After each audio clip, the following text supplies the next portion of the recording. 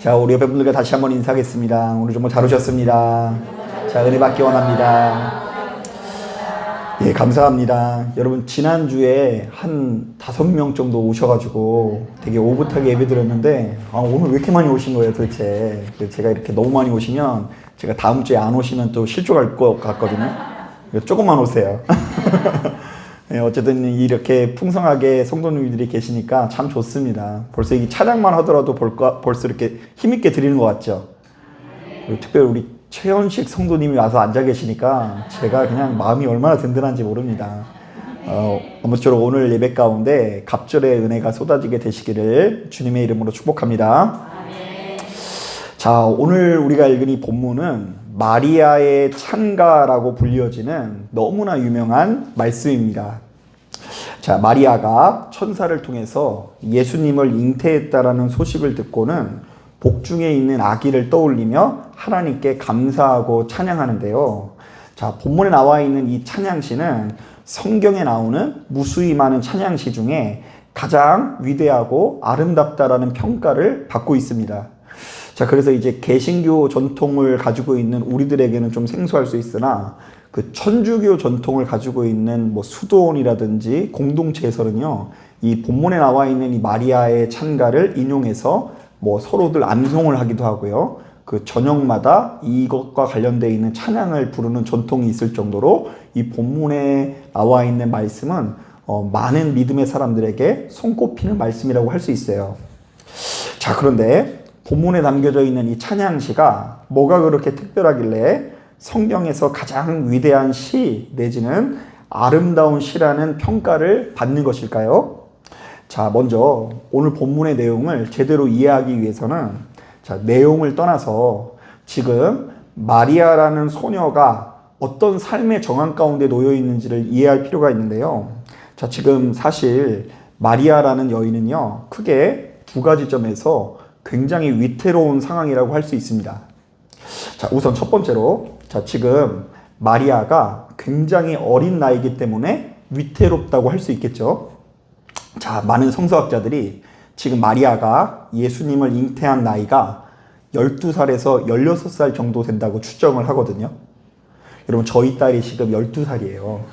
저희 수빈이가 12살이에요. 그런데 이제 초등학교 고학년에서 이제 중학교밖에 안 된 아이가 어느 날 갑자기 이 잉태를 한 거예요.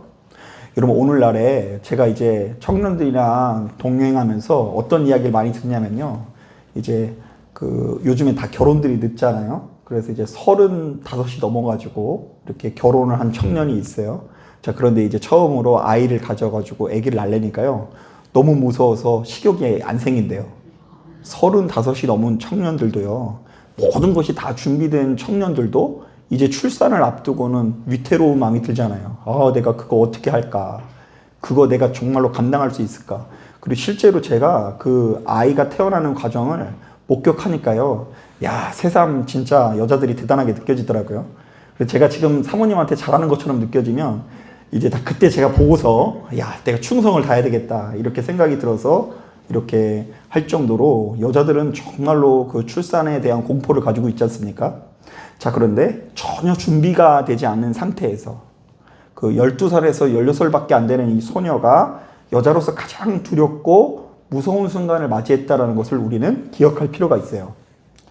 자, 그런가 하면 두 번째로, 이 마리아는 지금 정혼할 사람이 정해져 있기 때문에, 그러니까 결혼할 사람이 정해져 있기 때문에 위태로운 상황이라고 할 수 있습니다.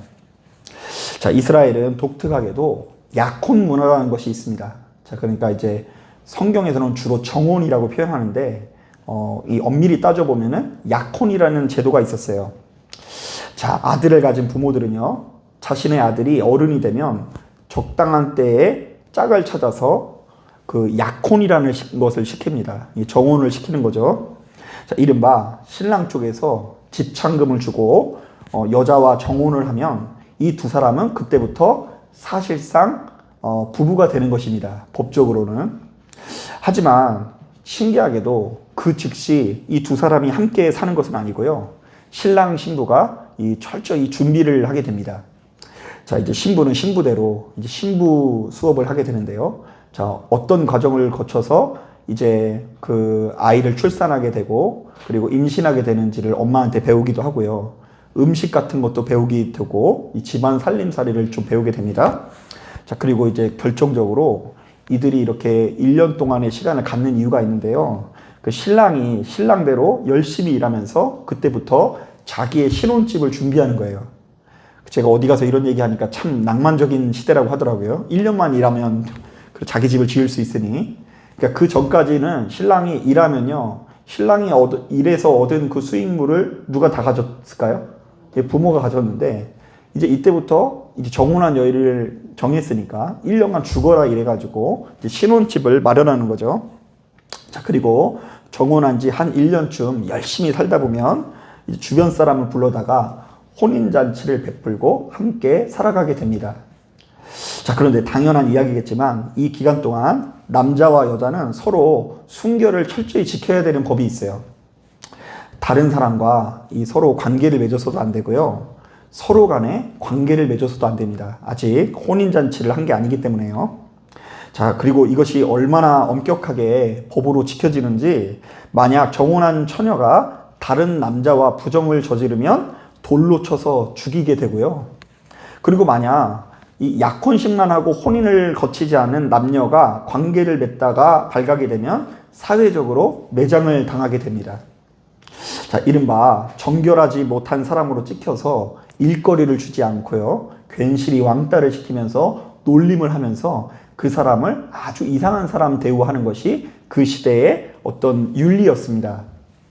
자, 사정이 이렇다 보니 정혼한 마리아가 임신을 했다는 것은 참으로 난감한 일이 아닐 수 없습니다. 자, 그야말로 생명을 걸어야 하는 위험천만한 상황이에요. 제가 이 과장을 한 게 아니라요. 만약 그와 정혼한 요셉이 입만 뻥긋하면서 저 사람은 바람을 핀 거다라고 이야기하면 지금 마리아의 생명이 위태로운 상황이라고 할 수 있죠. 자, 그랬을까요? 누가복음 1장 26절부터 38절을 보면 천사가 마리아에게 이 모든 정황들을 설명해 주는데요. 자, 그 내용들이 주로 위로하는 내용밖에 없어요. 자, 천사가 와가지고 이제 미래에 이루어질 일을 이렇게 예언하는 것 같을지 모르겠지만, 자, 본문의 내용이 순전히 다 어떤 내용이라고요? 위로하는 내용이에요. 자, 28절을 보니까 은혜를 받은 자여 어떻게 할지어다? 평안할지어다. 자, 30절을 보니까 마리아여 무서워 말라. 내가 하나님께 은혜를 입었느니라. 또한 31절부터 33절을 보면 너의 태중에 있는 아이는 너희 민족이 대대로 기다리던 메시아 곧 그리스도라고 알려주면서 이 마리아에게 힘을 주는 장면이 나옵니다. 자, 그리고 결정적으로 사람은 육신의 존재이기 때문에 이렇게 엄청난 일을 감당하기 위해서는 표적이 필요하겠죠. 자, 그래서 하나님께서 표적을 준비하실까요? 안 하실까요? 예, 준비해 주세요. 자, 결정적으로 이 마리아의 사촌인 엘리사벳이라는 여인이 그 근처에 살고 있었는데 이 엘리사벳이라는 여인에게도 비슷한 징조가 있을 거라고 예언이 내려집니다. 자, 잉태할 수 없는 처녀 마리아가 아기를 잉태하였듯이 이제 여자로서 기능이 정지해서 더 이상 잉태할 수 없었던 엘리사벳이 아이를 가지게 되었다는 표징을 이 천사가 준비한 거죠. 자, 그러니까 이 만남이 특이한 만남이에요. 자, 둘 다 지금 잉태를 할 수 있어요, 없어요? 없어요. 한 사람은 너무 어려서 지금 아직 아무런 경험이 없어서 아이를 가질 수 없고, 한 사람은 지금 여자로서 기능이 끊어진 사람이기 때문에 잉태할 수 없어요. 그런데 잉태할 수 없는 두 여인이 서로 잉태해서 이제 만남을 갖게 된 것이죠. 자, 그러니까 이 말은 뭐냐면요. 너희 사촌 엘리사벳이 잉태하는 것을 보거든 너에게 이루어진 모든 역사가 누가 계획하신 일이라고요? 하나님께서 계획하신 일이니 그것을 보고 힘을 내서 너에게 맡겨진 사명을 감당하라는 이야기인 거죠. 자, 그러니까 그냥 너 잘난 척하라고 이렇게 이 표적을 보여주신 게 아니에요. 끝까지 사명을 감당하라고 그 표적을 보여주신 것입니다. 자, 그런데 마리아가 이 말을 듣고 진짜 두렵긴 두려웠나 봐요. 자, 그 말씀을 듣자마자 임신한 몸을 이끌고 어디로 달려갑니까? 예, 39절부터 40절을 보니까 엘리사벳의 집으로 뛰어가게 됩니다. 자, 성서학자들에 의하면 마리아가 살던 나사렛에서 엘리사벳의 집은 약 120km 정도 된다고 해요. 여러분, 120km 정도 되면은요, 갈 수 있을 것 같아요? 못 갈 것 같아요? 당진이 여기서 몇 킬로예요? 70km죠. 그죠? 한 그 정도 되겠죠? 그러나 지금 마리아 입장에서는 거리가 중요한 게 아니에요. 자, 마리아는 두렵고 떨리는 가운데 천사가 고시해진 그 계시를 확인하기 위해서 단숨에 달려갑니다. 아마 하룻밤에 가지 못했을 거예요. 여러분, 이 120km의 여정을 상상해 보세요. 아무리 천사가 와서 위로를 해주고 계시를 해줬다고 하더라도 두렵고 떨리는 마음이지 않았겠습니까? 자, 만약 엘리사벳에게 갔을 때 그녀에게 만약 아무 일도 일어나지 않을까에 대한 두려움이 생길 수도 있고요. 심지어 그 동행해주는 사람 없이 혼자서 그 먼 거리를 이동할 때에 이 소녀가 온갖 생각이 다 들었을 것입니다. 자, 그러나 마리아는 지금 자기에게 주어진 상황이 이 보통 상황이 아니다 보니까 정말로 우여곡절 끝에 정말로 큰 결단을 하고 엘리사벳의 집에 도착하게 됩니다. 자, 그런데 바로 그 순간 마리아는 천사가 예언한 대로 도저히 임신할 수 없었던 엘리사벳이 임신한 것을 보게 됩니다. 더군다나 이 엘리사벳이 갑자기 마리아를 보더니 성령 충만한 모습으로 마리아와 뱃속에 있는 아기를 찬양하기 시작합니다. 너도 복이 있고 너의 태중에 있는 아기도 복이 있도다. 자, 그제서야 우리 하나님께 마리아는 감격스러운 찬송을 드리게 됩니다. 자, 지금껏 그녀의 마음속에 있었던 모든 불안과 두려움은 사라지고 그야말로 가장 기쁜 곳에서부터 기쁨과 감사가 동반되는데요. 자, 바로 이것이 오늘 말씀 46절부터 56절에 나오는 마리아 찬가라고 할 수 있어요. 자, 여러분 어때요? 바로 이런 흐름을 충분히 고려해 보면요, 본문에 나온 내용이 굉장히 은혜롭죠. 그냥 마리아가 가만히 서 있다가 기계처럼 하나님을 찬양합니다 뭐 이런 게 아니에요. 지금 이 여인에게 있는 모든 상황을 이해해야 돼요. 12살밖에 안 되는, 16밖에 안 되는 이 소녀가 이 땅에 메시아를 탄생하기 위해서 어떠한 고통과 괴로움을 감내했는지, 그리고 그 두려움과 떨리는 마음을 가지고 120km를 달려서 나아가는 그 고독의 순간을 이해해야 되는 거예요. 그 고독과 괴로움의 순간에 이 마리아가 어떻게 찬양을 했을까? 자, 바로 이것을 고려하면 본문의 내용이 정말로 은혜로운 찬양이 아닐 수 없습니다. 왜요? 자, 본문의 내용은 예수께서 이 땅에 탄생하는 과정에서, 예수께서 이 땅에서 만약에 사람의 몸을 가지고 태어나신다고 한다면 누군가의 몸을 통해서 와야 되는데, 바로 이 과정에서 가장 큰 희생과 괴로움을 감내하게 될 여인이 부르는 노래이기 때문에 이 찬양이 은혜로울 수 있어요. 또한 본문의 내용은 아직도 어리고 여린 한 소녀가 자신에게 주어진 엄청난 사명을 자기는 영광스러워하면서 끝까지 감내하겠다고, 끝까지 완수하겠다라고 작정하면서 부른 노래이기 때문에 은혜로운 찬양인 것입니다. 자, 그렇기 때문에 본문에 나오는 마리아 찬가는 성경에 나오는 그 어떤 찬양보다 희생의 찬양이라고 할 수 있고요, 용기의 찬양이라고 할 수 있고요, 그 어떤 노래보다 위대한 노래라고 할 수밖에 없는 것입니다. 자, 그렇다면 자, 본문에 있는 내용들이 좀 궁금해지죠. 자, 그래서 이 본문의 내용을 말씀을 묵상해 보려고 하는데요. 자, 이 마리아는 엘리사벳의 집에 도착한 이후에 어떤 노래를 불렀을까요? 자, 제가 보았을 때는 그 내용 하나하나가 다 은혜로운 내용이지만 유독 우리들의 눈에 들어오는 것이 하나 있는데요. 자, 우리 다 같이 47절부터 48절 말씀 같이 한번 읽어보겠습니다. 47, 48절 시작. 내 마음이 하나님 내 구주를 기뻐하였음은 그의 여종의 비천함을 돌보셨음이라. 됐어요. 자, 우리 하나님께서 여종의 무엇을 돌보셨다고요? 비천함을 돌보셨다. 자, 말씀을 보니까 마리아는 자신의 마음에 기쁨이 가득한다라고 고백을 하는데요. 자, 그런데 놀라운 것은 지금 마리아는 지금 자신에게 일을 하신 분이 하나님이시니 나는 이제 해를 당하지 않을 것이 분명하니 행복합니다, 이런 고백을 하는 게 아니에요. 이른바 이제 사람들에게 더러운 사람으로 취급을 받는다거나 돌에 맞아 죽을 걱정이 사라져서 기쁜 것이 아니라는 거죠. 자, 지금 마리아는 무엇 때문에 기뻐하고 있어요? 하나님께서 자신과 같이 어떤 사람을요? 비천한 사람을 돌봐주신 것을 감사하고 있는데요. 그러니까 나같이 보잘것없고 형편없고 내세울 것 없는 사람에게 임재해 주신 것 그 자체가 복되다라는 이야기를 하는 거예요. 아니 어떻게 그렇게 거룩하고 능력이 많으신 하나님께서 나처럼 이렇게 부족한 사람에게 이렇게 중요한 소임을 맡기신 것일까? 마리아는 무려 120km의 여정을 마치는 이후에 바로 이러한 감격에 사로잡혀서 기쁨의 찬송을 부르고 있는 것입니다.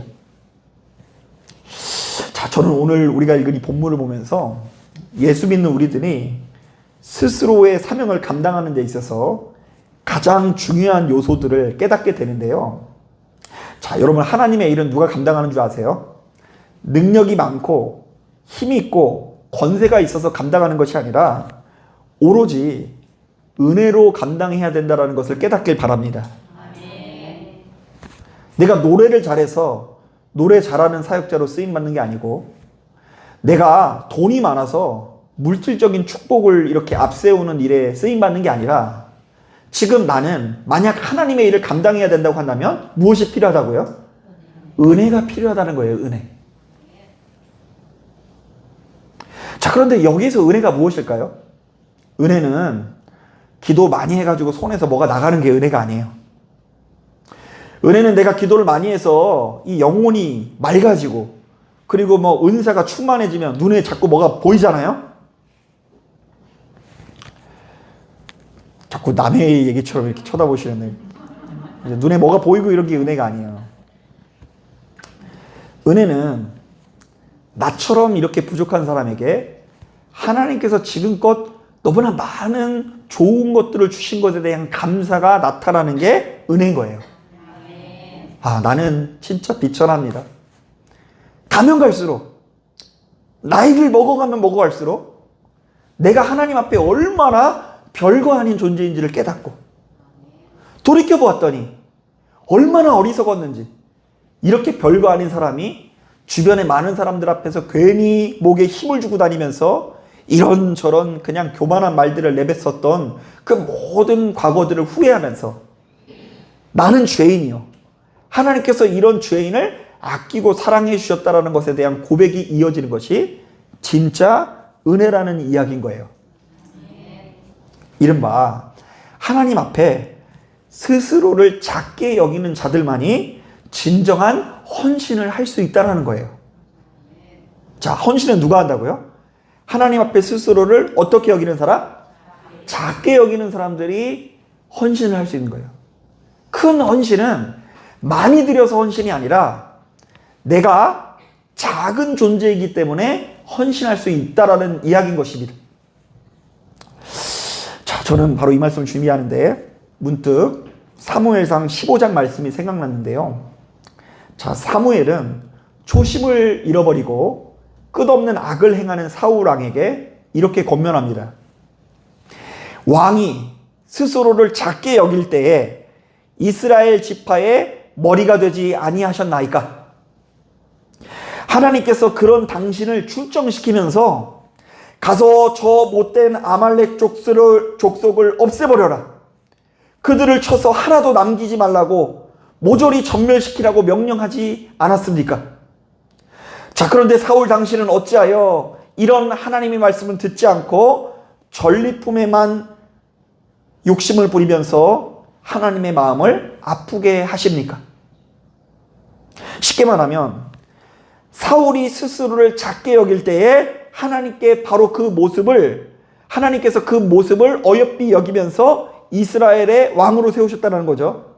이 말은 바꿔 말하면 사울이 스스로 작게 여길 때에 하나님 앞에 순종을 했다 안 했다? 순종했다라는 거예요. 그런데 이제 사울이 더 이상 작은 사울이 아니에요. 이제 사울이 나름 기름 부음을 받고 뭐가 됐어요? 왕이 됐습니다. 그런데다 그 왕이 그냥 왕이 아니라요, 이스라엘을 괴롭혀 오던 암몬 족속으로부터 구원시킨 왕이 돼요. 자, 그러니 이스라엘 안에서 얼마나 많은 인기가 있었겠어요. 더군다나 여러분, 사울 왕이 잘생겼을 것 같아요? 다윗 왕이 잘생겼을 것 같아요? 맞아요. 다윗은 왕이 되는 데 있어서 다른 이것저것을 이렇게 좀 참조할 뭐 그런 게 있었는데, 사울 왕은 오로지 뭐만 가지고 왕이 된 사람이에요? 아마 되게 잘생겼을 거예요. 키도 머리가 하나 더 있다고 하고요.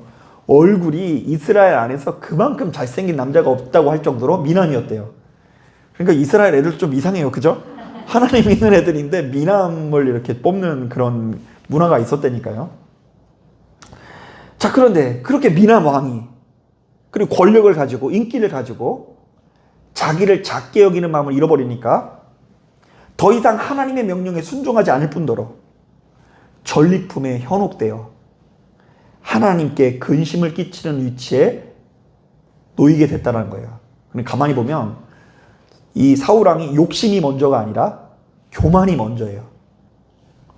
스스로를 작게 여길 때는 욕심 없었어요. 그냥 다 감사하게 생각하고 엎드려 기도하고.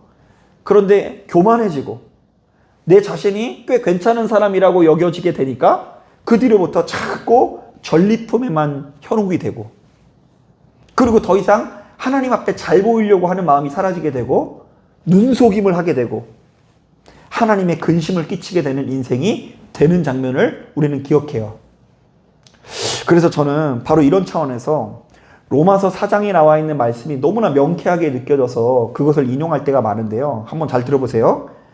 일하는 자에게는 그 삭시 은혜로 여겨지지 않고 보수로 여겨지거니와. 이 말은 뭐냐면 자기가 일을 많이 한다라고 생각하는 사람들은 하나님께 아무리 좋은 것을 받아도 그것을 은혜로 여기지 않고 뭐로 여긴다고요? 보수. 월급 받았다 이거야. 내가 이렇게 복을 받은 것은 하나님 앞에서 그럴 만한 무엇인가가 있었기 때문에 복을 받았다라고 고백한다라는 거예요. 자, 그런데 그 뒤에 보면 이런 말씀이 있어요. 일을 아니할지라도 경건하지 아니한 자를 의롭다 하시는 이를 믿는 자에게는 그의 믿음을 의로 여기시나니. 자, 이것은 좀 설명이 필요한데요. 자기 자신이 일을 많이 한다고 생각한 사람은 하나님께 뭘 받아도 아까 뭐로 여긴다고 했죠? 보수로 여긴다고 했죠? 그러나 이에 반해서 자기 자신이 일한 것도 없고 그다지 경건하지 않다라고 생각하는 자들은 하나님께 뭘 받아도 그것을 정말로 나의 공로가 아니라 믿음으로 구원을 시켜주신 것이고 은혜로 구원받았다라는 고백이 저절로 이어진다라는 이야기를 하는 거예요. 사랑하는 여러분, 예수 믿는 우리들에게는 그 무엇보다 은혜가 필요한 거예요. 그리고 은혜를 잃어버리면 안 되는 거예요. 사람이 조그만 머리만 커지면요 은혜를 잃어버리게 돼 있어요.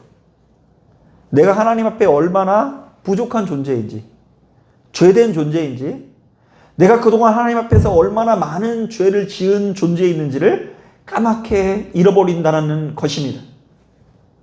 한번 따라해 보겠습니다. 나는 왕년에 많은 사람들을 아프게 하는 자였습니다. 그런데 그러니까 가깝게는 내 자녀들을 내가 왕년에 어떻게 했다고요? 아프게 하는 사람이었어요. 그런데 그 자녀가 잘 자랐다고 한다면 나의 공로가 아니라 뭐예요? 하나님의 은혜죠. 그런데 그냥 거기에 갑자기 또 꽂혀요. 과거를 막 잃어버려. 막 지금 잘 자란 것만 보고 못 키우는 사람들 보면 그냥 얼마나 말들을 잘하는지. 자녀는 말이야 그렇게 키우면 안 돼. 그러면 본인이 그렇게 잘 키우던가. 그리고 뭔가 자기가 조금만 이 사업적인 성공을 거두게 되면요 잘해서 그 성공을 거둔 것이 아닌데 나보다 조금 어려운 사람만 보면은 그냥 훈계하고 그리고 업신여기는 하고요 정말로 하나님 앞에 범죄할 때가 많더란 이야기인 거예요. 여러분, 은혜는 자기 자신을 비천하게 생각하고 스스로를 큰 죄인이라고 여기는 자에게 주어지는 축복인 것을 기억하십시오. 바로 그런 자들만이 끝까지 희생하고 봉사할 수 있고요. 내게 주어진 직무들을 능히 감당해 나갈 수 있습니다. 그렇지 않으면요, 여러분, 이 사울왕 같은 경우도 보면 그 겸손의 마음을 잃어서 나중에는 정신병이 와요. 그 영이 막 혼란해져요. 막 그래가지고 막 악신에 놀아나고요. 막 그리고 막 눈에 막 뒤집혀져가지고 사위한테 단창을 던지고요. 그 블레셋 민족에게 던져야 되는 창을 자기 사위에게 막 던져가지고 이스라엘에서 가장 유능한 일꾼을 내팽겨치게 되는 아주 이 미련한 짓을 하게 되는 것을 보게 되죠. 그런데 오늘 본문에 나오는 마리아야말로 사실은 그 누구보다 은혜 있는 자라고 할 수 있어요. 좀 요즘에 MZ세대라고 하잖아요. 얘네들은 계산이 빨라서 만약 이런 상황에 놓이게 되면 이렇게 거래를 해야 될 것 같아요. 하나님, 제가 이것을 하면 얼마 주실 거예요? 하나님, 내가 이 정도 희생을 감당하면 저 지금 아직 결혼도 제대로 안 했는데 어떻게 나에게 이렇게 무거운 짐을 주십니까? 그 강남에 집 2채를 내게 주십시오. 그럼 내가 그거 좀 하겠습니다. 이렇게 할 것 같죠? 요즘엔 좀 그럴 것 같지 않나요? 웃자고 드린 말씀이에요. 그런데 이 본문에 나와 있는 이 여중생밖에 안 된 소녀에 입에서 너무나 놀라운 찬양이 나오는데요. 자, 이 본문의 내용이 좀 어렵게 번역이 돼 있어서 제가 좀 쉽게 번역을 옮겨왔어요. 한번 들어보세요. 주께서 여종의 비천한 신세를 돌보셨습니다. 이제부터는 온 백성이 나를 복되다 하리니 전능하신 분께서 나에게 큰 일을 해주신 덕분입니다. 주님께서는 주님을 두려워하는 이들에게 대대로 자비를 베푸시는 분이십니다. 주님은 마음이 교만한 자들을 흩으시고 보잘것없는 이들을 높이셨습니다. 배고픈 사람은 좋은 것으로 배불리시고 부유한 사람은 빈손으로 돌려보내셨습니다. 자, 여러분, 마리아는요 지금껏 자신을 별 볼 일 없는 사람으로 여겼던 것 같아요.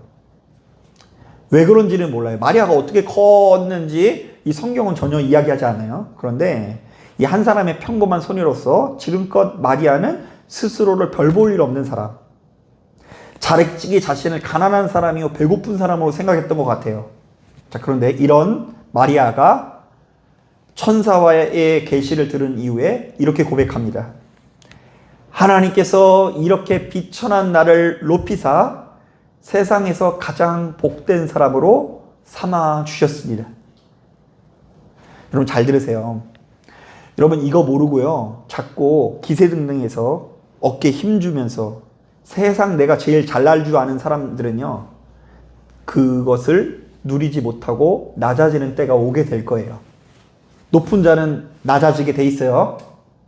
그런데 나를 세상 비천하게 생각하고 내가 부족하다라고 생각하고 낮은 자라고 생각하는 사람들은요 하나님께서 반드시 높여주실 줄로 믿습니다. 아멘. 스스로 부하려 하는 사람들은 부할 수가 없어요. 믿음 안에서는. 부하려고 하는 자들은 낮아지고 일평생 부하려고 하는 사람들은 낮아지고 일평생 겸손하게 낮으려고 하는 사람들은요 높아지는 역사를 누리게 되는 것이 본문에 담겨져 있는 복음의 핵심이에요. 참 세상 사람들이 보면 비웃겠죠. 가끔씩 저도 이제 그렇게 느낄 때가 있어요. 요즘 제가 이제 뭐가 보이냐면요. 제가 사실 그 유일한 취미 중에 하나가 그 커피 한 잔을 이렇게 홀짝홀짝 하는 게 제 취미거든요. 그래서 커피에 관심이 많아요. 근데 뭐 술 안 먹는 사람이 어디 가서 뭘 하겠어요. 그냥 카페 앉아가지고 그런 거라도 또 좀 하고 있어야지. 뭐 예수 믿는 사람들 사실은 뭐 이렇게 갈 데가 없어요. 카페 아니면은. 그래서 이제 카페 같은 것들을 가만히 많이 보는데요. 가만히 보면 요즘에는 큰 카페가 장사가 더 잘 되고 돈도 더 많이 벌고 조그만 데는 계속 없어졌다가 바뀌었다 계속 그러는 것 같지 않나요? 그리고 뭐 이제 뭐 고깃집 같은 경우도요. 조그만 고깃집들은 좀 점점 안 되는 것 같고 큰 고깃집이 잘 되는 것 같고 뭐든지 부자가 더 큰 부자가 되고 가난한 사람들은 더 가난해진다라고 알려져 있는 것이 세상의 그 어떤 상식이에요. 세상에서는 그렇게 알고 있어요. 그런데 이제 성경은 정반대의 이야기를 하는 거예요. 세상에서 기세등등하고 자기만 잘난 줄 알고 높은 자리에 앉아있는 사람은 언젠가 때가 되면 어떻게 된다고요? 낮아지게 된다. 그 부유함을 가져갈 수 없다. 너희가 원하는 것을 다 얻지 못할 것이다. 하나님께서는 그런 곳에 축복해 주시지 않는다. 그러나 일평생 겸손한 마음으로 일평생 남이 알아주지 못하는 아주 낮은 자리에 거하게 되면 사람의 생각으로 할 수 없는 놀라운 신비가 나타나서 그를 반드시 높여주는 역사가 나타나게 될 것이다. 이게 예수께서 탄생하기도 전에 그의 어머니 마리아의 뱃속에 있을 때에 마리아의 입으로부터 나타난 성령의 역사고 증언이에요. 이게 예수의 첫 번째 복음이라고 저는 봐요. 예수께서 어쨌든 지금 그러니까 이스라엘 문화는 탄생하기 전에는 엄마와 그 아들이 하나라고 보았어요. 그럼 지금 이 마리아의 말은 누구의 말이라고도 할 수 있을까요? 예수님의 말인 거예요. 예수님의 말. 나는 이 땅에 와서 어떤 왕이 될 거다? 낮은 자를 높여주고 높은 자를 낮추는 왕이 될 것이다. 그래서 당시에 구원이 확정받은 사람들이 있죠. 대제사장들, 제사장들, 바리새인들, 성경 얼마나 잘 알아요? 그런데 걔네들은 다 구원받지 못할 사람으로 여겨주시고요. 세리, 창기, 그리고 예수님 본인도 목수셨잖아요. 그리고 막 문둥병자, 중풍병자, 버려지고 저주받은 자들을 골라다니면서 그들을 일으켜 세우시는 주님의 모습을 보게 됩니다. 자, 그런데 이것이 성경의 언어대로 한다고 한다면 우리들에게 굉장히 중요한 언어라고 할 수 있어요. 사랑하는 여러분, 저는 이 시대를 살아가는 여러분들에게 바로 이러한 은혜와 감격이 있기를 축복합니다. 매번 입만 열면 스스로의 공로를 자랑하며 기세등등할 것이 아니라 자꾸 왕년에 뭐 어떤 거 이런 거 서로 얘기하지 말자고요. 우리 서로 왕년에 뭐 잘나가고 대단한 거 이런 거에 도취되는 것이 아니라 내 자신이 하나님 앞에 얼마나 작고 초라하고 어리석은 존재인지를 알고 하나님께서 이런 나에게 지금껏 얼마나 큰 은혜와 사랑을 베푸셨는지 얼마나 많은 기회를 주셨는지를 알게 됨으로써 그 하나님 앞에 주어진 사명을 능히 감당해 나가시는 저와 여러분들이 되기를 주님의 이름으로 축복합니다. 자, 기도하겠습니다.